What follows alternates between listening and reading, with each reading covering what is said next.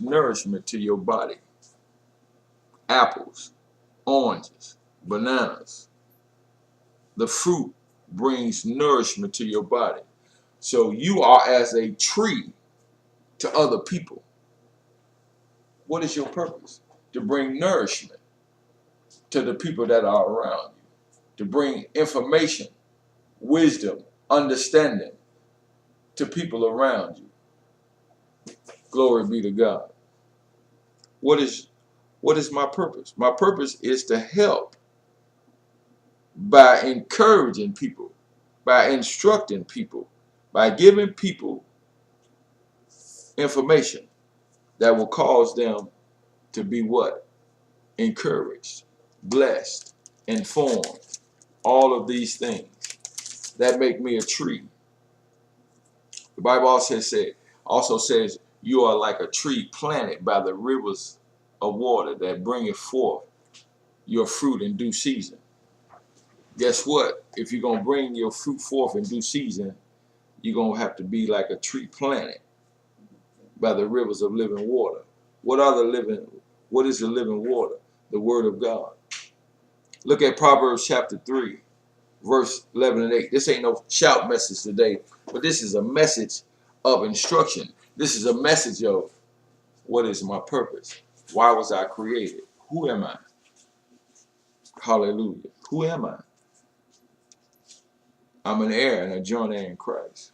I'm called according to his purpose. Chapter 3 of Proverbs. Chapter 3 of Proverbs, verse 11. Watch this. This is good, y'all. My son, despise not the chastening of the Lord, neither be weary of his correction. In other words, don't get mad when somebody corrects you. Don't get mad when somebody give you information. Don't get upset when the Lord shows you another way other than the way you already know. Because God is always going to help you. God is always going to leave you better off than you was before he started with you. So why would we not want to be better off? I don't know nobody that don't want to be better off. We want a better quality of life. We want a better car. We want a better house. We want better food. We want better paying jobs. Everybody wants something better. But God has come to give us something better if we would listen to what he's saying and be patient and hear him through. Glory be to God. And he uses people like you and I every day to get his point across. Verse 12. For whom the Lord loveth, he correcteth. So he correct us because he loves us. Guess what, kids? Your parents correct you because they love you enough to tell you the truth. That's why a person corrects you. That's why God corrects us, because he loves us.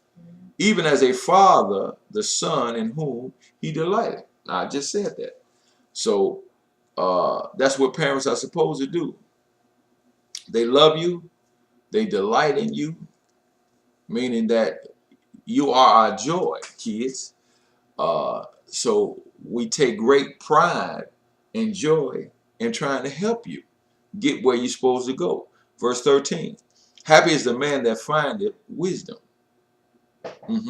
And the man that getteth understanding. Now let's look at the definition for wisdom. Wisdom is the quality or state of being wise, discernment, or insight.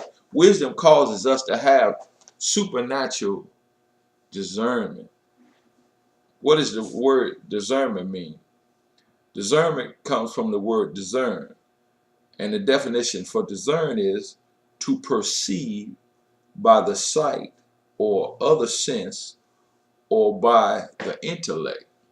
Now God gives us supernatural ability to discern right from wrong. Supernatural ability.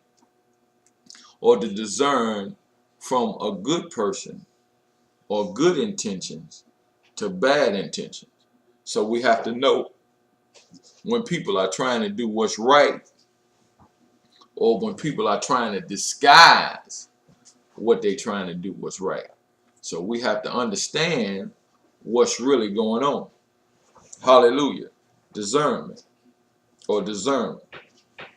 Hallelujah. God said, read that definition again. Discern means to perceive by the sight or other sense or by the intellect. Discern. We have to be careful to discern right from wrong, good from bad, evil from